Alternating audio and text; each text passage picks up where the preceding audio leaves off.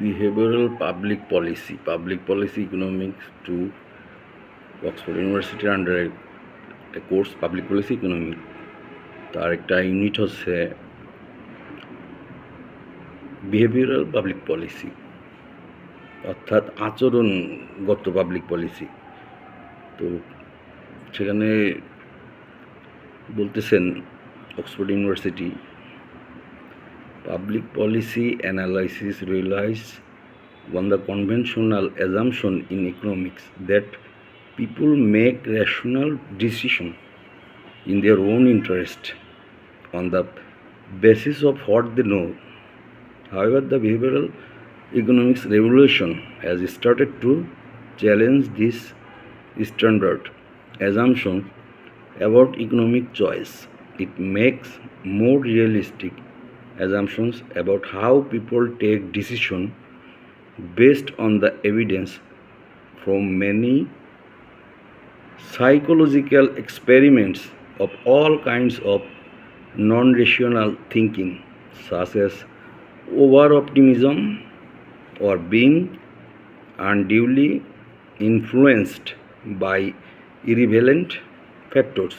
অর্থাৎ জনসাধারণ নীতি বিশ্লেষণ অর্থনীতিতে প্রচলিত ধারণার উপর নির্ভর করে যে মানুষ যা জানে তার ভিত্তিতে তাদের নিজস্ব স্বার্থে যুক্তিসঙ্গত সিদ্ধান্ত নেয়। যাই হোক, আচরণগত অর্থনীতি বিপ্লব অর্থনৈতিক পছন্দ সম্পর্কে এই স্ট্যান্ডার্ড ধারণাকে চ্যালেঞ্জ করতে শুরু করেছে। এটি সমস্ত ধরনের অযৌক্তিক চিন্তাভাবনার অনেক মনস্তাত্ত্বিক পরীক্ষার প্রমাণের উপর ভিত্তি করে মানুষ কীভাবে সিদ্ধান্ত নেয় সে সম্পর্কে আরও বাস্তবসম্মত অনুমান করে, যেমন অতিরিক্ত আশাবাদ বা অপ্রাসঙ্গিক কারণগুলির দ্বারা অযৌক্তিকভাবে প্রভাবিত হওয়া। তো জাহিদ তো সিনিয়র পার্সন, একজন উপদেষ্টা যিনি হয়েছেন মাহফুজ, আমি I don't know him, visually দেখছি আর নাম শুনছি, বাট ওই যে একটু আগে আমি পড়াশোনা করবো তার আগে একটা নোটিফিকেশন দেখুন জাহিদ ভাই 3 দিন আগে, এটা আমি শেয়ার করলাম আমার ইউটিউবে। তো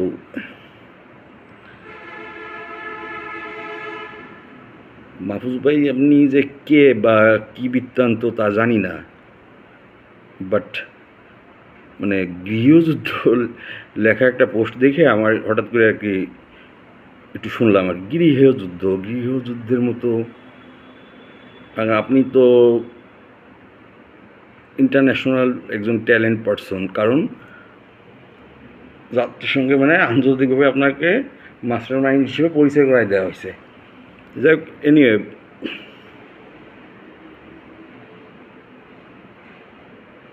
আপনিও মানুষ, অন্যরাও মানুষ, আমিও মানুষ, সবাই মানুষ। তো আপনি হয়তো অনেক জ্ঞানী, তো আমার একটু ইচ্ছা যে আপনার সঙ্গে একটু ওপেনলি একটু বসি, যে আপনি আমাকে কয়েকটা কোশ্চেন করেন, আমিও আপনাকে কিছু কোশ্চেন করি, একটু কিছু শিখি আপনার কাছ থেকে। যে ভাইয়া কী গৃহযুদ্ধ, বাচ্চা, ছাত্র, প্রজন্ম, নতুন প্রজন্ম, পুরাতন প্রজন্ম, settlement, vertical settlement, political settlement. আমার সন্তানও তো ছাত্র, আমার ছোটো ভাইয়ের ছাত্র। আপনি আমার বয়স ছোটো না বড় আমি জানি না।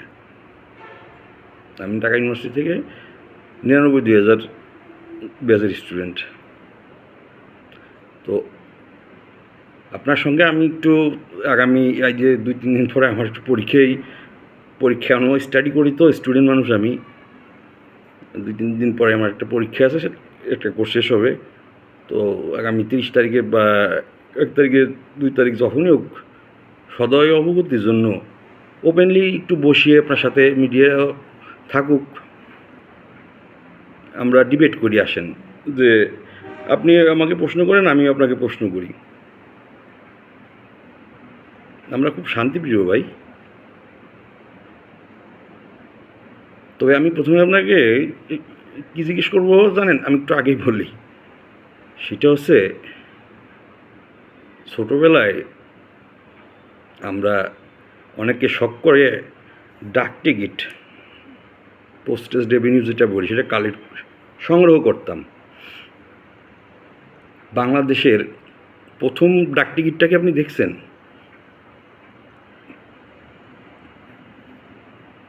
বাংলাদেশের প্রথম একসাথে 8টি ডাক টিকিট মিস্টার মল্লিক সাহেব প্রকাশ করেন। বাংলাদেশের ওই প্রথম ডাক টিকিট 10 পয়সার, বাংলাদেশের মানচিত্র দিয়ে 10 পয়সা দিয়ে শুরু।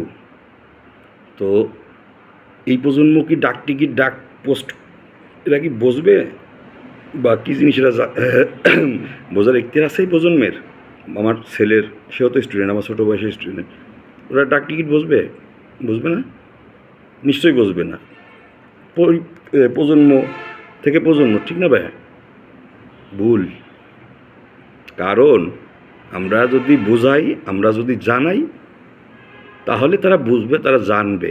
কারণ ওই 10 পয়সার ডাক টিকিট, আপনি জিপিওতে যাবেন, জাদুঘরে, জিপিও জাদুঘর আছে, বা জিপিওতে যে ওই প্রথম 10 পয়সার টিকিট থেকে শুরু করে লাস্ট বাংলাদেশে আপডেটেড যত রেভিনিউ স্ট্যাম্প মানে ডাক টিকিট বেরোইছে, একটার পাশে একটা সাজাবেন। সাজানোর পরে এই বাংলাদেশের ইতিহাস কোনো বইতে পড়ার আপনার দরকার নাই। আপনাকে আবারও বলি, আমি রিপিট করতেছি যে ভাইয়া, ওই জিপিওতে গেলে, পোস্ট অফিসে গেলে, বাংলাদেশে প্রথম ডাক টিকিট থেকে শুরু করে প্রথম যেদিন বেরোয়ছিল ওই দিন 8টা ডাক টিকিট বেরোয়ছিল, এবং কে ডিজাইন করছেন যাই ওকে নিয়ে আপনি জাদুঘরে গেলে পাবেন, মল্লিক সাহেব। তো ওই প্রথম থেকে লাস্ট আপডেটের যে ডাক টিকিটগুলো এক জায়গায় পাশাপাশি সাজানোর পরে, আর এই বাংলাদেশের স্বাধীন বাংলাদেশের ইতিহাস সম্পর্কে বা ব্যাকগ্রাউন্ড সম্পর্কে, ওই অভ্যুত্থান সম্পর্কে কিছু জানার দরকার নাই। একটি নেতিবাচক, নেগেটিভ মাইন্ডস কখনো পজিটিভ কিছু দেয় না। বিপ্লব শব্দটা, জাহিদ ভাই আপনার যে, আমি তো ফেসবুক ইউজ করি না, আমার ফেসবুক নেই, আমি জানি না আপনার স্ট্যাটাসে কী দিয়েছেন। জাহিদ ভাই যে বললেন, যা পড়লেন আপনার ফেসবুক স্ট্যাটাসে, তবে যাই লিখছেন, যে ভাষায় লিখছেন, যাই লিখছেন, সবই ওই বিপ্লব রিলেটেড। বিপ্লব ঐতিহাসিক বিপ্লব রিলেটেড, নট কন্টেম্পোরারি। ছাত্র আপনার ভাই, বেকার আপনার ভাই, রিক্সাওয়ালা আপনার ভাই, গার্মেন্টসের শ্রমিক আপনার ভাই, আপনিও আমার ভাই, আমিও আমার ভাই। ভ্রাতৃত্ব বন্ধন এক পুরুষ এক নারী থেকে আমাদের তৈরি করা হয়েছে না? আর একটা জিনিস বলবো, আমার স্যার বলতেন ওয়েটে বিট, আপনাকে বলবো যে ভাইয়া ওয়েটে বিট ট্রান্সলেশন করেন। আর স্ম্যাশ অর্থ কী? তো আপনি ইন্টারন্যাশনাল রিকগনাইজড, স্বীকৃত মাস্টার মাইন্ড। তো আপনার সাথে একটু ওপেনলি আমি একটু বসতে চাই ভাই, ওপেনলি। আপনি আমাকে প্রশ্ন করেন, আমি আপনাকে প্রশ্ন করি। ভাইয়া, দেশটা শান্তিপ্রিয় দেশ, আরামায়েশের দেশ আমরা।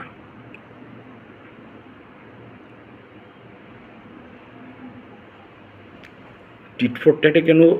নিউটনের 3য় সূত্র, নিউটন তো আমার জানার দরকার নাই, সব কিছু কিন্তু উপর থেকে নিচে পড়তেছে। পৃথিবী গোল, পানি ছিটকে পড়তেছে না, মধ্যাকর্ষণ মহাকর্ষণ জানার দরকার নাই, সব তো উপর থেকে নিচেই পড়ে। কোনটা ভাইয়া উপর? সব অনলি একটা জিনিস, এবং তার সাথে রিলেটেড সেই জিনিসটা শুধুমাত্র উপরে যায়, আগুন আর দোয়া, নিচে নামে না। উপরে সিলিং ফ্যানও ঘুরতেছে, নাট বল্টও ঘুরতেছে, গাড়ির চাকাও ঘুরতেছে, গ্যালাক্সি সৌরজগতও ঘুরতেছে, সব কিছু কিন্তু ঘুরতেছে।